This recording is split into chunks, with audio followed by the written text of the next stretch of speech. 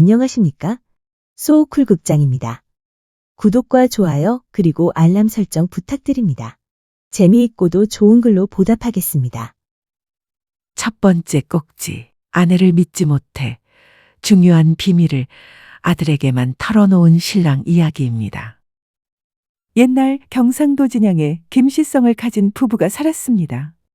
남편이 오랜 병환으로 몸져 누워 있었는데 아내는 정성스레 간호하며 곁을 지켰습니다. 아주 오랫동안 남편을 간호하느라 아내는 적잖이 지쳐 있었습니다. 어느 날 남편이 갑자기 할 말이 있다고 하더니 아내에게 아들을 불러달라고 했습니다. 부친의 부름을 받고는 아들이 방으로 들어갔습니다. 남편이 아내에게 잠시 자리를 비켜달라 하였습니다. 평생을 함께한 아내는 마음이 안 좋았습니다. 저렇게 편찮아서 언제 어느새 세상 버릴 줄을 모르는데 나한테는 못할 말이 있고 자식한테는 나 모르게 따로 무슨 할 말이 있는가. 아내는 아들이 들어가자 문 밖에서 살그머니 엿들었습니다. 남편이 아들에게 말했습니다. 아들아, 내가 세상을 떠나거든 아무한테도 알리지 말고 마을 우물에 나를 모셔다오. 어머니가 알려달라고 해도 절대로 알려서는 안 된다. 너희 어머니가 알게 되면 다른 사람한테 말해서 이 일이 탄로가 날 것이고 모든 것이 수포가 될 것이다. 명심하고 있다가 내가 죽거든 그렇게 해다오. 그게 내 마지막 유언이다. 그 유언을 한 후 이틀 후에 남편이 죽었습니다. 아버지가 죽자 아들은 아버지의 유언을 따라 초상을 가짜로 치렀습니다. 한밤중 아무도 없을 때 아버지의 유언을 지키려 아들은 동네 우물가로 갔습니다. 그런 다음 아버지의 시신을 아무도 모르게 마을 우물 안에 모셨습니다. 그날 후로 집안 살림이 날이 갈수록 나아졌습니다. 마을 사람들이 저 집은 부친이 세상을 떠나고 나니까 희한하게도 부자가 됐네. 라고 말하고 다닐 정도였습니다. 아버지가 돌아가시고 몇 해가 지나자 마을에 좋지 않은 소문이 돌기 시작했습니다. 짙은 화장을 하고 새 옷으로 치장한 어머니가 장날이 되면 장터에 다녀오는 날이 잦아졌습니다. 밤이 깊도록 집에 돌아오지 않는 날도 여러 번 있었습니다. 아들은 모른 채 했으나 마을 사람들의 수군거림이 점점 귀에 들어왔습니다. 김씨네 마님이 요즘 혼자 사는 몸이 아닌 듯하더라. 장터 쪽 주막에서 어떤 사내와 자주 어울린다던데? 아들은 마음이 편하지 않았습니다. 아버지가 남긴 기이한 유언을 지켜가며 살림을 불린 것도 모두 집안을 위한 일이었는데 어머니가 딴 마음을 품고 외간 남자를 만나러 다닌다는 소문은 아들의 가슴을 찢어 놓았습니다. 어느 날 아들은 조심스레 말했습니다. 어머니, 요즘 바쁘신가? 장에 자주 나가시는데 집안 살림은 이제 제가 맡겠습니다. 논문서와 반문서도 제 이름으로 바꿔두는 게 옳을 듯합니다. 아들의 그 말에 어머니의 얼굴이 싸늘하게 굳었습니다. 내가 언제부터 집안의 주인이 되었느냐. 이 집 재산이 내 아버지 덕이냐 아니면 내 덕이냐. 아들은 참아왔던 말을 꺼냈습니다. 아버지께서 남긴 뜻을 어머니가 잊으신 것 같아서 두렵습니다. 밖에서 들리는 말들이 좋지 않습니다. 그 순간 어머니의 분노는 걷잡을 수 없이 터져나왔습니다. 그녀는 손에 들고 있던 물동이를 바닥에 내던지며 외쳤습니다. 내가 감히 나를 가르치려 드느냐. 이 재산이 어찌 생긴 줄이나 알고 큰 소리 치느냐. 내가 잘해서 우리가 부자가 된 줄 아느냐. 내 아버지 시체를 가져다가 우물물에 담가 놓아서 부자가 된 거지. 내 복으로 내 능력으로 잘 된 줄 아느냐. 아들은 충격을 받았습니다. 아버지의 시신이 우물 안에 있다는 걸 어머니가 다 알고 있었기 때문입니다. 모자가 다투는 소리를 지나가던 마을 사람들이 듣게 되었습니다. 놀란 마을 사람들은 당장 우물을 파보았습니다. 그랬더니 망룡이 되어 승천하려던 시신이 순식간에 원래의 시체로 변해 물에 둥둥 떠 있었습니다. 부자이던 김씨네 집도 점점 가난해지더니 마침내 폭삭 망해버렸다고 합니다. 이 이야기는 현재의 경상남도 진주시 대곡면에서 전승되고 있습니다. 두 번째 꼭지, 죽은 자식에게서 자손을 보는 혈처에 관한 이야기입니다. 옛날에 평산이란 마을이 있었는데 5대 독자인 신씨 노인이 그 마을에 살았습니다. 자식이 없어 마음고생이 많았는데 다행하게도 늙음하게 아이 한 명을 얻어 잘 키우고 있었습니다. 그런데 어느 날 아무 이유도 없이 아들이 갑자기 죽어버렸습니다. 6대 독자를 잃어버렸으니 조상님 볼락도 없고 살고 싶은 생각이 하나도 없구나. 나도 아들 따라 죽어버려야겠다. 신씨는 그날부터 문을 걸어 잠그고 죽은 아들과 함께 지나면서 방에서 나오지 않았습니다. 밥도 안 먹고 오직 관세음보살만 외칠 뿐이었습니다. 신씨의 부인이 말했습니다. 영감, 제발 문 좀 열어주시오. 그러다가는 당신도 죽고 나도 죽겠소. 이왕 죽은 건데 아들 때문에 따라 죽겠다니 그게 무슨 말이오. 여보, 제발 문 좀 열어보시오. 아내가 밖에서 아무리 울고불고 해도 신씨는 방에서 나오지 않았습니다. 근처에 신씨와 오랜 교분이 있는 큰 스님이 한 분 사셨는데 도력이 높다고 소문이 자자한 스님이었습니다. 보다 못한 신씨의 아내가 스님을 찾아가서는 사정을 이야기하고 도움을 요청했습니다.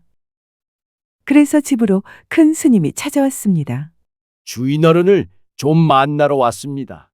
아이고 스님, 잘 오셨습니다. 우리 집 주인 양반 좀 살려주세요. 지금 사랑에 있는데 아무도 안 만납니다. 그러니 스님이 직접 말씀드려 보세요. 방문을 당겼지만 열리지 않아서 문을 부수고 스님이 들어갔습니다.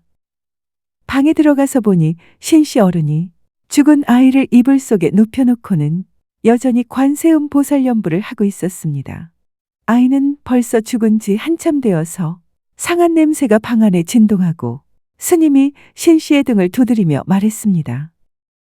시주님, 눈 똑바로 뜨고 소승을 좀 쳐다보소. 아이가 반이나 썩었는데 지금 자꾸 그러면 어떻게 할 겁니까? 그렇게 해서는 죽은 사람이 살아오겠습니까? 그러지 말고 내 말 좀 들어보세요. 신씨는 그제야 정신을 좀 차리고 주변을 살펴보았습니다. 자기가 보기에도 자기가 실없고 미친 사람 같아 보였습니다. 스님이 신씨를 살살 달래며 말했습니다. 소승에게 좋은 방법이 있으니까 내 말 한 번만 들으면 어떻겠소이까? 죽은 아들이 아들을 낳을 수 있게 소승이 힘을 조금 쓰겠소이다. 그 말을 들은 신씨가 눈을 번쩍 떴습니다. 하지만 말도 안 되는 이야기라 금방 시무룩해졌습니다. 하지만 다른 방도가 없었습니다. 그래서 물에 빠진 사람이 지푸라기 잡는 심정으로 스님의 말을 들어보기로 했습니다.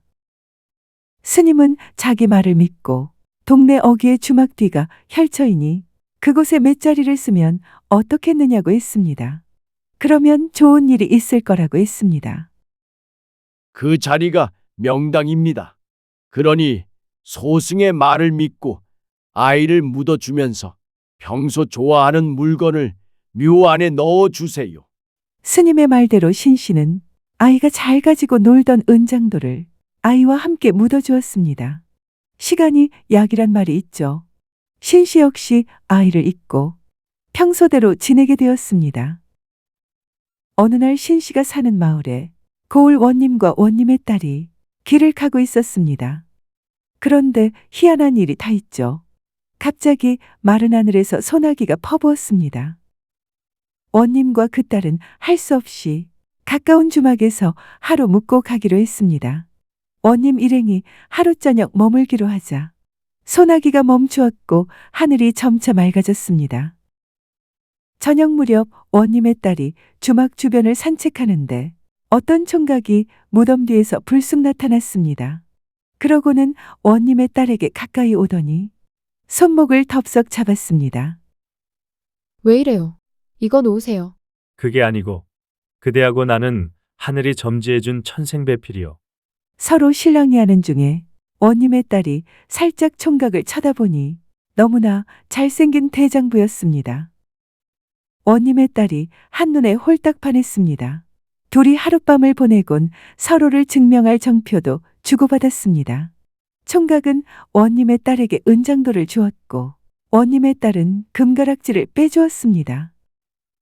하룻밤을 같이 지낸 후 총각이 종적을 감추었습니다. 원님의 딸은 매우 안타까웠지만 언젠가는 나타날 것으로 생각하고는 참고 기다리기로 하였습니다. 다음 날 아침 원님은 관하로 돌아가 그 전과 마찬가지로 고을을 다스렸습니다. 원님의 딸도 원님을 따라 돌아갔습니다. 그런데 날이 갈수록 원님 딸의 배가 점점 불러왔습니다. 원님은 이상하게 생각했습니다. 아니, 양반의 딸이 이럴 수가 있나? 어떤 놈이냐? 아버지, 저는 죄 지은 일이 없습니다. 죄 지은 일이 없고서야 그럴 턱이 있나? 아니 때 나궁이에 연기 날 턱이 있느냔 말이다. 원님의 딸은 할 수 없이 사실대로 이야기했습니다. 원님은 일단 딸이 아이를 낳을 때까지 기다린 다음 딸이 몸을 풀자 딸이 낳은 갓난아이를 데리고 예전의 그 주막을 찾아갔습니다. 주막 옆에는 과연 조그만 무덤 하나가 있었습니다. 원님은 묘비에 적힌 무덤의 주인을 찾아서 그 집으로 갔습니다. 가서는 원님이 그 집 주인에게 말했습니다. 이 아기가 당신 집 손자니까 데리고 가세요. 이 아기가 내 손자인지 어떻게 압니까? 어떤 놈의 자식인지 내가 어떻게 알고 봤습니까? 원님이 노인에게 사연을 이야기하고 은장도를 보여주었습니다. 그제야 노인은 아이가 자신의 손자라는 걸 믿었습니다. 원님이 보여준 은장도가 바로 자기가 아들을 묻을 때 함께 묻었던 은장도였기 때문입니다. 노인을 찾아왔던 스님이 죽은 아들에게서 손자를 보는 혀를 맷자리로 잡아줬던 겁니다. 이 이야기는 현재 경상남도 진주시 상봉동에서 전승되고 있습니다.